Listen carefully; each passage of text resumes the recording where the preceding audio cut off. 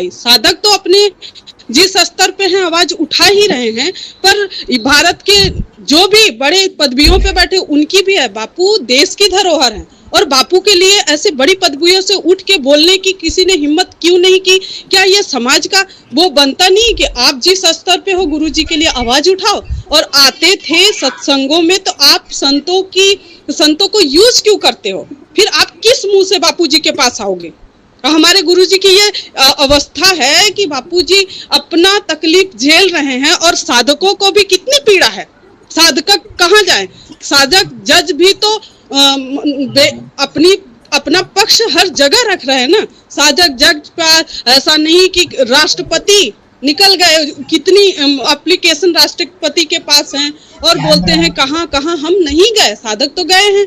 बस हमको एक लॉलीपॉप पकड़ाया जाता है। अभी नया है कि आपके साधक ही खुद गद्दार हैं। ठीक है, हम आपस में जहां पहुंच पाते हैं वहां लड़ाइयां चालू हो जाती हैं, लेकिन साधक हमारे जज की गद्दी पे बैठे हैं। प्रशासन के हाथ में भी तो कुछ होता है। पर ऐसे संत के साथ अन्याय हो रहा है तो समाज को किस रूप में जागृत होना चाहिए? हम तो आवाज उठा रहे हैं, पर कैसी आवाज उठाएं, हम बड़े लोगों से वही पूछना चाहते हैं। देखिए, आपने जो शुरुआत की है, कम से कम जैसे मुझे भी ढंग से फैक्ट्स मिले जी, तो मैं भी स्टैंड ले पाई। जी जी, ये फैक्ट्स की डिसेमिनेशन बहुत जरूरी है और इसमें जो भी मदद हो सकती है मैं आपकी करने को तैयार हूँ, क्योंकि ये इसी के आधार पे लोगों का मनोबल मजबूत तभी होता है खड़े होने के लिए जब उनके पास तथ्य ऐसे हों। भले ही इनके चर्च हो या आशी के अड्डे, पर वार हमारे पे करते हैं। जो इनके अवगुण हैं वो सब हम पे थोप रहे हैं, हमारे धर्म गुरुओं, और हम निहत्थे होके बैठ जाते हैं क्योंकि हमारी जो आउटरीच है अब सोशल मीडिया के माध्यम से, तो आपके पास एक हथियार आया ही और अब लॉकडाउन बंद होता है तो मुझे लगता है कि उसके बाद एक संख्या में दिल्ली में आना भी जरूरी है। पर पहले सोशल मीडिया के माध्यम से प्रचार जितना ज्यादा हो सकता है करिए, लोगों को तथ्य बताइए। हमारे संतों की बात सुन के बहुत से तथाकथित ईसाई इस्लामी भी घर वापसी की सोचने लगते हैं, क्योंकि यहाँ उनको एक शांति प्रिय माहौल मिलता है जो कि इस्लाम में नहीं मिलता। तो इसलिए हिंदू धर्म की जो व्यापकता है, जो उसकी महानता है, उसका दर्शन भी किसी को ना हो। वो चाहते हैं कि हिंदू धर्म केवल उसकी तथाकथित इमेजिनरी कुरीतियों के माध्यम से ही जाना जाए, तो वो हर वक्त झूठा प्रचार हिंदू धर्म के खिलाफ करते हैं। अब उसके सबसे बड़े विक्टिम मोदी जी अगर आज खड़े नहीं हो रहे तो ये उनके लिए वार्निंग मैं दे रही हूँ। मोदी जी जो आसाराम जी के साथ हाल किया है, ये आपके साथ भी वो करेंगे, कर भी चुके हैं, और आगे अगर उनको मौका मिलता है तो आपको भी घर से खदेड़ के वो अटल बिहारी वाजपेयी को नहीं छोड़ा इन लोगों ने। अटल बिहारी वाजपेयी को ऐसे ही तो किया इन लोगों ने। अटल बिहारी वाजपेयी को आप देखे ना किस कगार में लाके खड़ा कर दिया, तो क्या ये मोदी को छोड़ देंगे? सिर्फ प्रधानमंत्री की गद्दी से उतारा। मोदी जी के प्रति इनकी खुन्नस इतनी ज्यादा है कि वो जो सद्दाम हुसैन और वो क्या लिबिया का था, जिसका आपको याद है कैसे उसको घसीट के उसके तहखाने से लेके आए, और कैसा मोदी जी से तो बहुत खार खाते हैं, इनको पता होना चाहिए। ये इनके भी जान के दुश्मन हैं, अपना नुकसान कर रहे हैं। मैं जो ये आज कह रही हूँ चेतावनी के रूप में, ये नहीं कि मैं मोदी को नीचे गिराना चाहती हूँ। हम चाहते हैं कि आप समय पे जग जाएं, नहीं तो आपका भी बदहाली होने वाली है। जो बंगाल में एक आपके सामने क्लू रख रहा हूँ कि हमारे घर में हमारे बाप दादा होते हैं, हमारे माताएं होती हैं, हमारे ऐसे ऐसे दृष्टिकोण होते हैं कि जिनके अंतिम चरण में हम दृश्य देख के आंखों से आंसू आ जाते हैं। आज एक इतने बड़े समाज सेवी आसाराम बापू आज वृद्ध हैं, इनके पिता के समान हैं। आज अपने घर में अगर अपने पिता को अगर ऐसा होता है ना तो कैसे आंसू आते हैं। आज बापूजी की ऐसी तस्वीरें देखकर इनके हृदय नहीं पसीज रहे हैं। सोचिए कि ऐसे समाज सेवी व्यक्ति की ये लोग ये हालत कर सकते हैं, तो क्या इस देश के नेता अपने आप को सेफ समझ रहे हैं, ये कितनी बड़ी गलतफहमी में क्या लगता है मधुपूर्णिमा जी आपको? आप बिल्कुल सही कह रहे हैं, बिल्कुल सही कह रहे हैं। और देखिए जितने रेप एक्यूज्ड हैं सब बेल पे हैं। आप बताइए कौन नहीं है? बहुत जल्दी आ जाते हैं बेल पे। लेकिन मेरे को यहाँ पर एक सबसे बड़ी प्रॉब्लम ये आती है, और जिसके आपने चरण स्पर्श किए हो, मोदी जी ने जाके कई बार आश्रम में बापू जी के चरण स्पर्श किए, उनको अपना बड़ा मानते थे, उनको गुरु समान मानते थे। ऐसे व्यक्ति के प्रति संवेदनशीलता की हीनता, ये मोदी जी मतलब क्या पत्थर का दिल हो गया। मैं तो कहती हूँ कि वो 7 रेस कोर्स रोड में जाके जैसे किसी ने कोई ब्लैक मैजिक कर दिया है मोदी जी पे, कोई ऐसा जादू डंडा। अच्छा, मैं थोड़ा सा आपको यहाँ क्लू देता हूँ। चलिए यहीं पर एक छोटा सा दृष्टिकोण देखते हैं कि सुप्रीम कोर्ट बोल रहा है कि कोरोना के जो पेशेंट हैं, जिनकी उम्र ज्यादा है, जो वयोवृद्ध हैं, उनको हल्का रिलीफ किया जाए।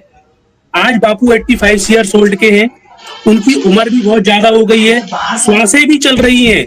तो जहां पर सुप्रीम कोर्ट की भी अवहेलना करके उनकी श्वासों पे राजनीति कर सकते हैं ये लोग, तो आपको ये भेदभाव की राजनीति नहीं दिख रही है? यहाँ पर कितना स्पष्ट दृष्टिकोण दिख रहा है। इससे और क्या चाहिए स्पष्ट दृष्टिकोण?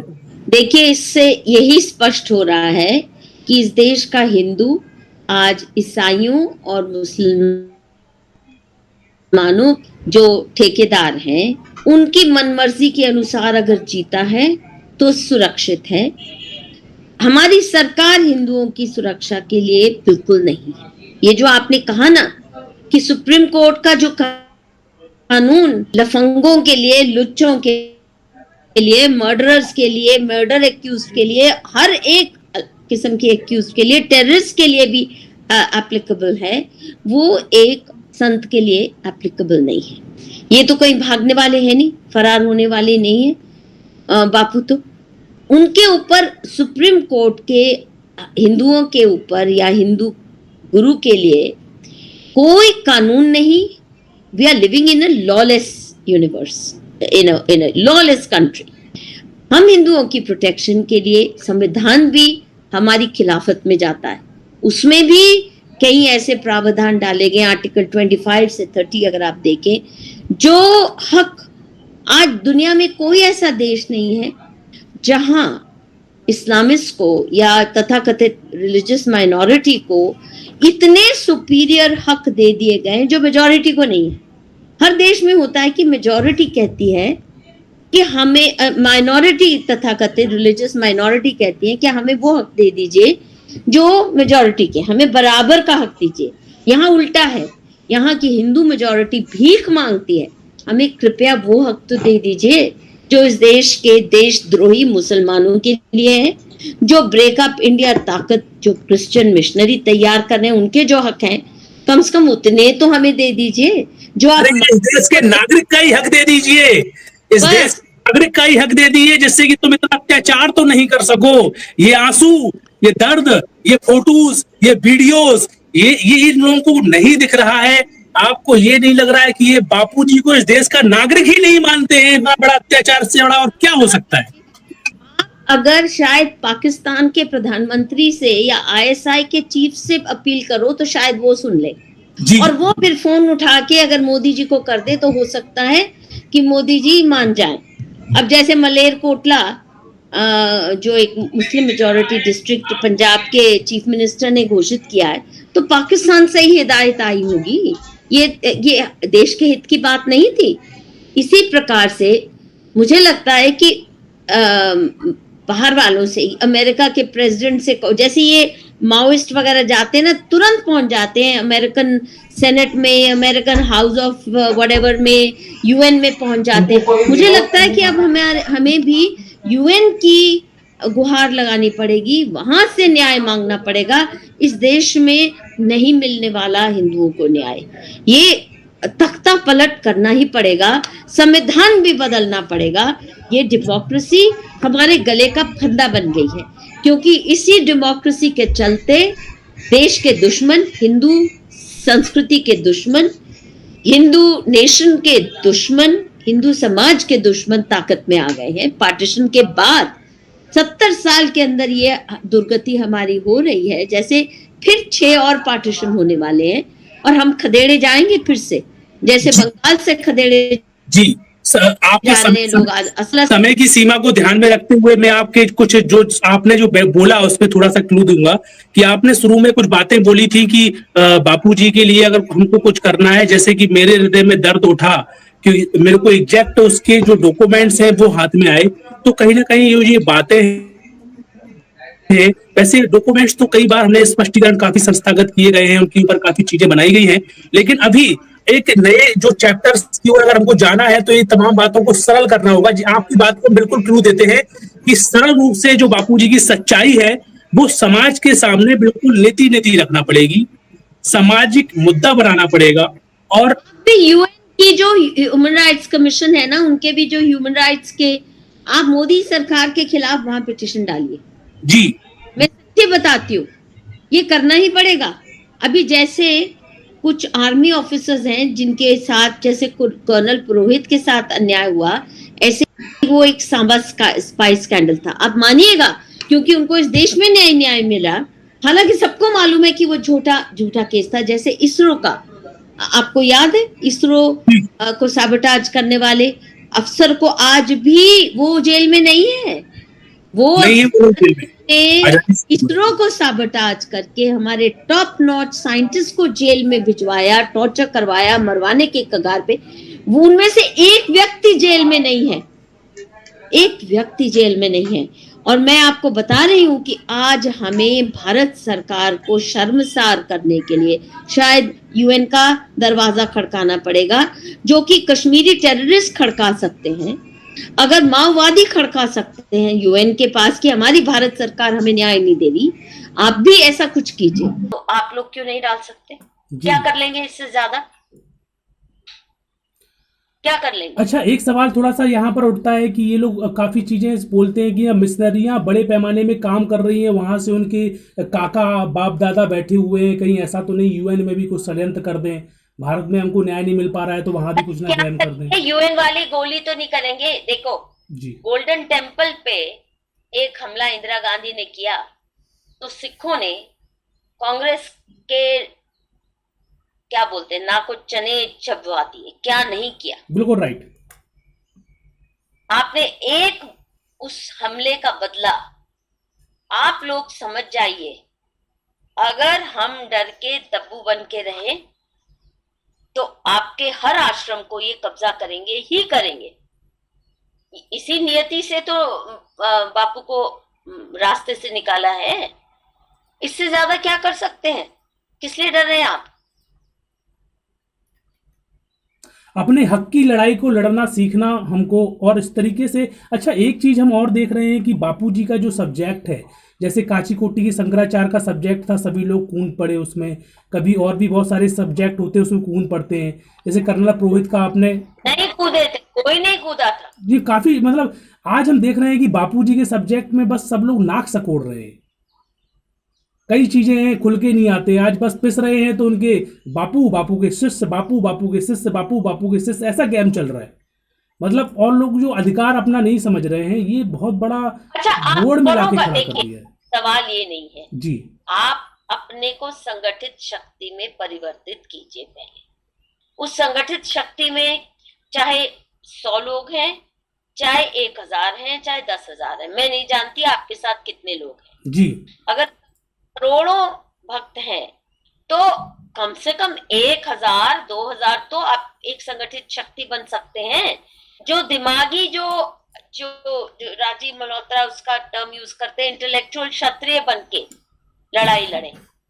ये कोई बंदूकों की लड़ाई नहीं है अभी जो आप लड़ सकते हैं, ये तो लड़ाई इंटेलेक्चुअल वॉरियर्स लड़ सकते हैं। तो ऐसे कम से कम 100, 1000, 2000 लोग तो होने चाहिए जो वो लड़ाई लड़ने की क्षमता रखते हैं।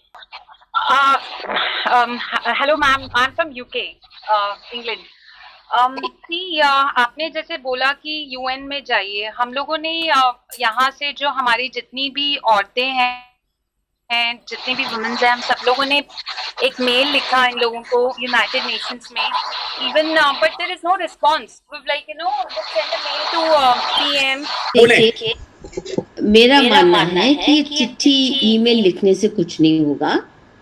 आप ये काम बहुत प्रोफेशनली होना पड़ेगा. कोई अच्छा वकील आपको ढूंढना पड़ेगा जो कि इसको, और कोई ना कोई पीआर टीम आपको ढूंढनी पड़ेगी जो इसका पीआर भी करे, इसको इशू को इंटरनेशनलाइज किया जाए और यूएन तक कोई पिटिशन के रूप में ले जाए. वहां कुछ निकले ना निकले, कम से कम मोदी सरकार को शर्मसार करना फर्ज बन जाता है. मेरा ऐसा मानना है. No, thank you so much for this advice. It really makes sense. We have to, because we've been thinking that we have to now go professional. Even we were thinking to do some social media campaigning as well. That you Pay social media campaigning, of course. अगर हम paid करते हैं, do it in a very professional manner, because you have to appeal to those who are not his followers. You have to appeal to the ordinary Hindus and the international community that claims to take. Amnesty International तो नहीं लेगी, क्योंकि ये फिर हिंदू धर्म संत की बात आ जाती है.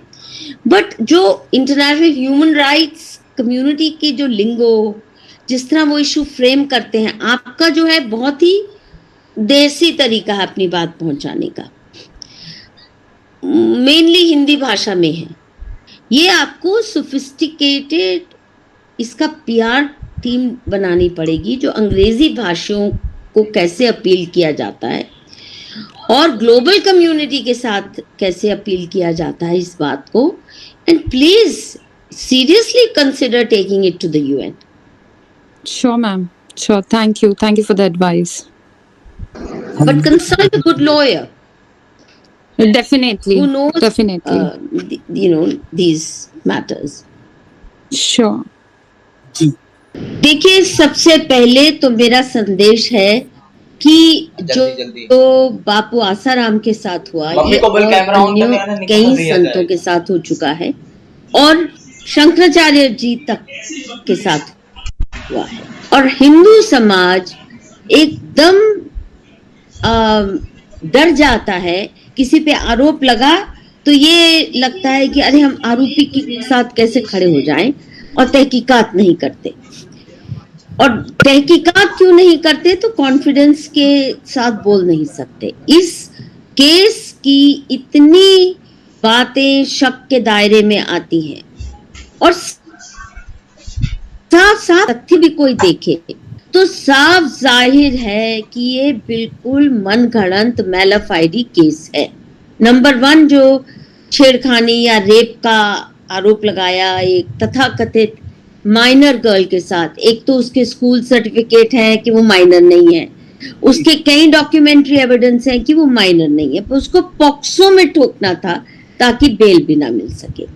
और ये भी हम ध्यान करें कि ये जो नए नए कानून लगाए गए हैं, जैसे एंटी रेप लॉ, पॉक्सो वॉक्सो, ये सब फॉरेन फंडेड एनजीओज ने इस देश में जबरदस्ती सरकार को नकेल में ला के डाले गए हैं.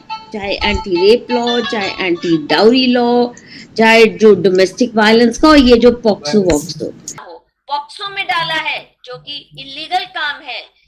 इलीगल है कि आप किसी अडल्ट लड़की जिसने अपनी सहेली को खुद माना है कि मैंने झूठ मनगढ़ंत ये ब्लैकमेल करने के लिए, मेरे माँ पिता ने बापू आसाराम को ब्लैकमेल करने के लिए ये मुझसे लगवाया. ये सब के चलते ना तो केस की सुनवाई हो रही है, और ये बापू जी के जाने के बाद नॉर्थ इंडिया में, क्योंकि इनकी फॉलोइंग बहुत बड़ी थी, धर्मांतरण बहुत तेजी से बढ़ रहा है. चर्च प्लांटिंग, मस्जिदों की प्लांटिंग बहुत तेजी से बढ़ रही है, जो हमारे देश के लिए भी खतरे की बात है. ये राष्ट्रीय सुरक्षा का मसला भी है.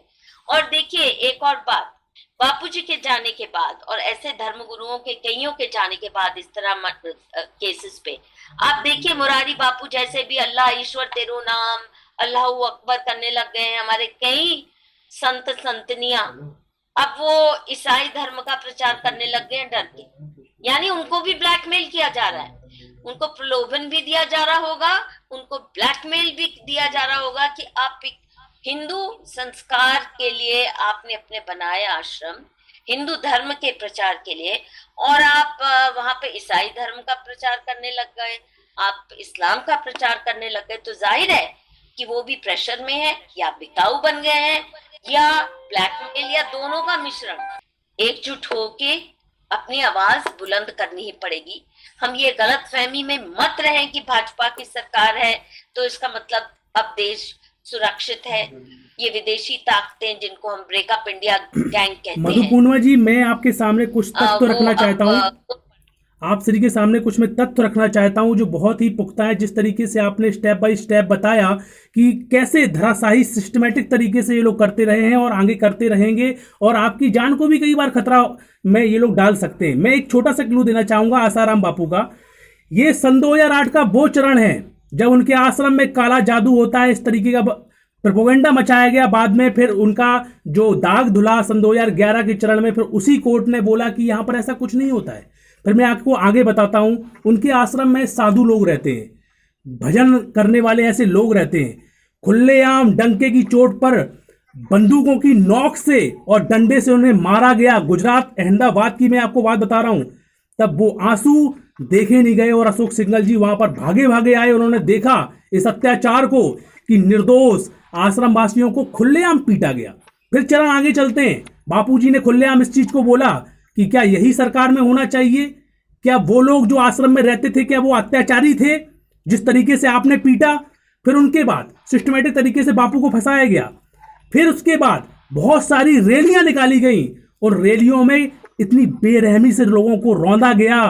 जो भजन करने वाले लोग हैं उनके ऊपर बम के गोले, आंसू गैस के गोले छोड़े गए, लाठी घमूसों से उनको रोडों में खींच खींच के ले आया गया और 4-4 दिन तक ऐसी काल कोठरी में डाल के रखा उन लोगों को कि जहां पर लैट्रिन बाथरूम तक नहीं करने दी गई। फिर और आइए, पिछले 8 साल से ऐसा कोई जिला नहीं है जहां पर ज्ञापन ना दिया गया हो सरकार को, रैलियां ना निकाली गई हो।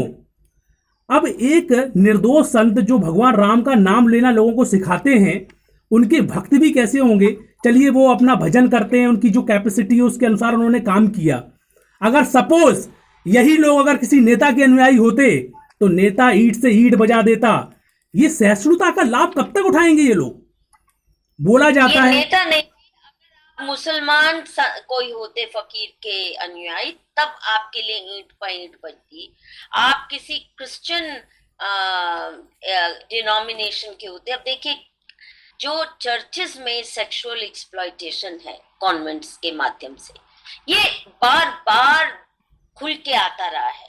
खुद वहां पे नन्स कईयों ने अपनी जान पे खेलकर खुलेआम आरोप लगाए हैं कि हमारे साथ यौन शोषण होता है। केवल हमारे साथ नहीं, ये रूटीनली ये बिशप और ये फादर्स इस तरह यंग नन्स के साथ करते हैं। आप बताइए कौन सा बिशप है जो आज भी अंदर है?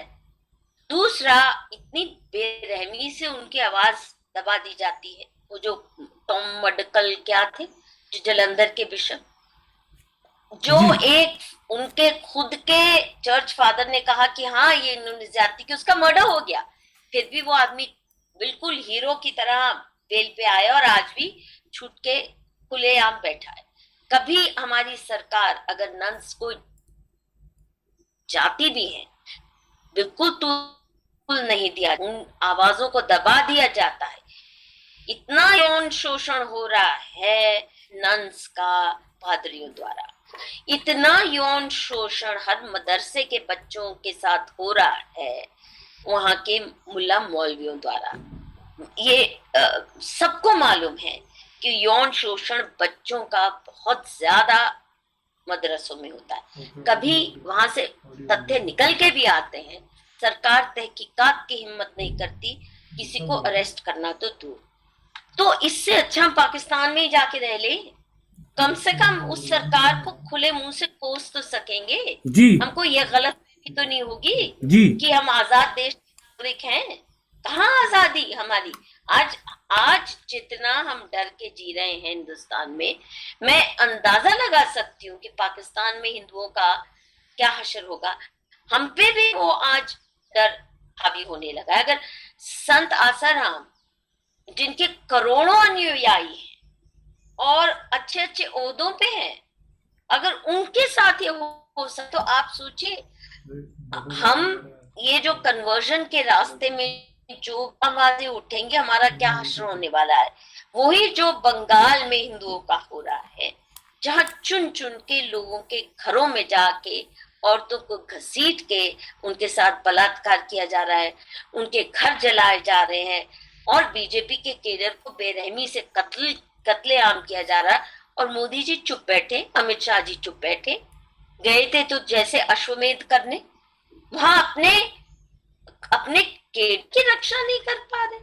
शर्म की बात है। तो इसका मतलब ये हमें भेड़ियों को सौंपने से बिल्कुल नहीं चूकेंगे। उन लोगों का क्या दोष था जो लोग बीजेपी को सपोर्ट किए, जिनके लिए उन्होंने इतनी मेहनत, 77 जितनी भी सीटें ला, आज उनको सजा मिल रही है। अभी समय हम देख रहे हैं कि काफी लंबा समय आपका लिया आज हमने, और मांगे थे। जी जी, हम इसके आभारी हैं। और ये जो वीडियो है काफी लोगों के दिल और दिमाग में अपना असर करेगा और लोग देखेंगे इसे। काफी आपने जो आज बहुत सारे सजेशन दिए, बहुत सारी। रुपेश भाई, 1 मिनट हमको बोलने दीजिए। जी, शॉर्टकट में बोलिएगा आप प्लीज। हाँ।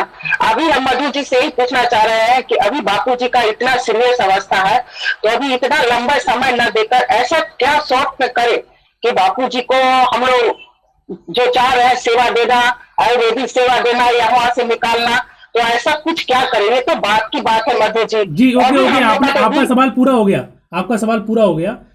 जी। कोरोना है, नहीं तो मैं कहती कुछ लोग आके धरना देके बैठ जाते, 1000 लोग भी ह्यूमन राइट्स कमीशन के बाहर, तो वो नहीं कर सकते। ह्यूमन राइट्स कमीशन को करिए।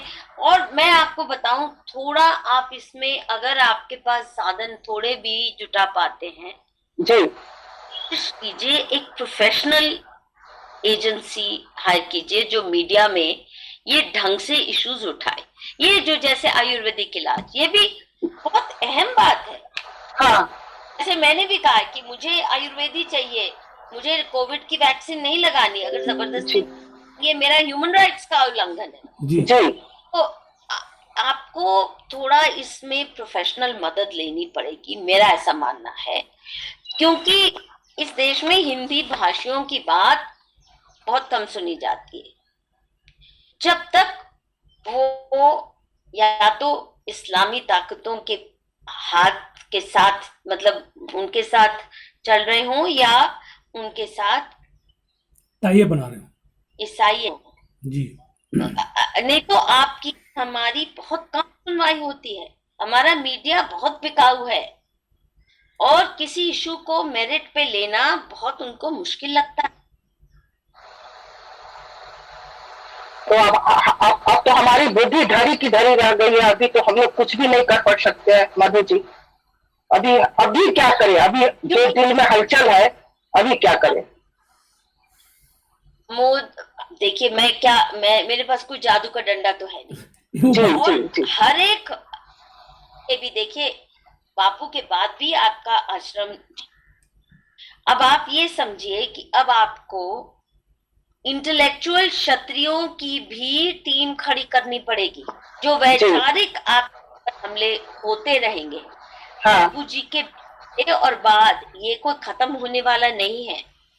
आपने भक्तों की, अच्छे संस्कार वालों की बहुत बड़ी फौज खड़ी कर दी, पर वो लड़ाई की ताकत नहीं रखते। अब ये जो अगला चरण है, वो केवल कल परसों की लड़ाई नहीं है होने वाली। ये पूरे हिंदू समाज की, हिंदू संस्कृति की अस्मिता की लड़ाई लड़ी जा रही है और ये लंबी होनी है। तो आपके पास अगर आप देखिए किस तरह कब्जा करके बैठे हैं इस्लामिस्ट और क्रिश्चियंस, हमारी सब संस्थाओं पे, और माओइस्ट का कब्जा ये इंटेलेक्चुअल्स के माध्यम से हुआ है। हमारे किसी भी धर्म गुरु ने इसकी अहमियत नहीं समझी कि इंटेलेक्चुअल फौज हमें तैयार करनी, उसी का खामियाजा भुगत रहे हैं। शंकराचार्य के साथ भी जब ये हुआ ये अन्याय, तो इंटेलेक्चुअल फौज कोई नहीं खड़ी उस तरह हुई जो कि माओइस्ट के साथ है। आप देखिए विडंबना, माओइस्ट के पास देश के बड़े इंटेलेक्चुअल, जो टेररिस्ट ग्रुप है कश्मीर के जिहादी, उनके पास इंटेलेक्चुअल्स की पूरी फौज खड़ी है, वो इकट्ठे हो जाते हैं। जो आतंकवादी सेसेशन भारत से अलग टुकड़े टुकड़े होने की मांग करते हैं, उनके पास है। हम हिंदू समाज ने इंटेलेक्चुअल्स को नरिश नहीं किया, जो क्षत्रिय इंटेलेक्चुअल क्षत्रिय हों, जो ये लड़ाई लड़ सके मजबूती से, जिनकी आवाज नेशनली इंटरनेशनली सुनी जाती हो। पढ़ते लिखते नहीं है ना एक तो हिंदू समाज के लोग, अपना इतिहास भी हमने इस्लामिस्ट के हाथ छोड़ दिया, माओइस्ट के हाथ, कम्युनिस्ट के हाथ छोड़ दिया। देश का इतिहास भी कम्युनिस्ट और इस्लामिस्ट लिख रहे हैं। हम सोए रहे ना जी, महाभारत रामायण भी यही लोग बना रहे हैं जी, तो हम सोए रहे ना, किसी ने ये परवाह नहीं की ना, किसी शंकराचार्य ने, किसी हिंदू संत ने ये नहीं प्रयास किया, जिसका जैसे राजीव मल्होत्रा ने तो बहुत कोशिश भी की हिंदू संतों को जगाने की कि आपको इंटेलेक्चुअल क्षत्रिय चाहिए, वॉरियर्स चाहिए, उसकी फौज तैयार कीजिए। किसी ने नहीं परवाह की। सबको यही लगता है अरे मेरे पास 50 लाख, 2 करोड़, 2 करोड़ से 4 करोड़ में कैसे मठों में जो आपके बाकी संत भी समाज नहीं आ रहे। अगर मान लीजिए 1000 संत ही बाकी आ जाते दिल्ली में धरना देने की, ये कैसे चल सकता है? इतना झूठा केस, फर्क पड़ता नहीं आए ना। पर अब गंगा माँ की भी बदहाली, उनको ऐसा लगता है कि ये बापूजी का बेटा है। गंदे नाले पे जाते हैं गंगा माँ में, कभी साधु संत आए लड़ने। हम बहुत भीरू और कायर हो गए हैं। बस हम अच्छे हो जाएं, हमारे संस्कार, हमारे बच्चे ठीक रहे, संस्कार, इससे नहीं बात चलने वाली।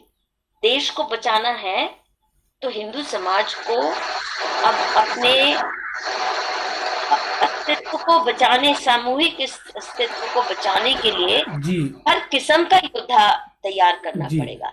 उसमें शिवाजी, प्रताप और जैसे मैंने कहा इंटेलेक्चुअल क्षत्रिय, ये दोनों किस्म के योद्धा तैयार करने पड़ेंगे। मधु पूर्णिमा जी, ये लंबी लड़ाई है जी। मधु पूर्णिमा जी, समय का हम देख रहे हैं कि आपने बहुत कीमती अपना समय दिया। हम लोग बहुत आभारी हैं कि आज आपका जो हमको सानिध्य, इन शब्दों से आपने काफ़ी चीज़ों को स्पष्ट करते हुए एक बहुत ही अच्छा मार्गदर्शन समाज के सामने रखा। और हम चाहते हैं कि देखिए आपका इतना बड़ा पद है, आप भी एक समाज में बड़े पैमाने में बुद्धिजीवी कहलाते हैं जी। आप एक अपने आप नहीं हूं जी, हम चाहिए भी नहीं सरकारी पद। हम अपना भाव व्यक्त कर रहे हैं। आप एक अपने आप में एक बड़े बुद्धिजीवी कहलाते हैं। आपसे उन लोगों को सीख लेना चाहिए जो अपने आप में टैप लगाए बैठे हुए हैं, छोटी छोटी बातों में बड़ी बड़ी बातें बोलने के लिए बड़ी बड़ी डिबेटों में आ जाते हैं, बड़े बड़े मुद्दे रखने की बात करने लगते हैं। आज उनके हाथ से एक ट्वीट भी नहीं होती बापूजी के लिए। ऐसे लोग को आपसे कुछ प्रेरणा लेना चाहिए, इसलिए हम उनके सामने ये बातें रख रहे हैं। आज आपने अपना कीमती समय दिया। सभी जो लोग जुड़े हुए हैं उनकी तरफ से हम आपका आभार व्यक्त करते हैं। दोस्तों, सच हम इसी प्रकार आपको दिखाते रहेंगे। फिर मिलेंगे आपसे, और कभी आवश्यकता पड़ी तो फिर आपसे हम अनुरोध करेंगे जुड़ने के लिए। तब तक के लिए दीजिए हमें सबको इजाजत। नमस्कार। Thank you ma'am, thank you so much. Thank you, धन्यवाद।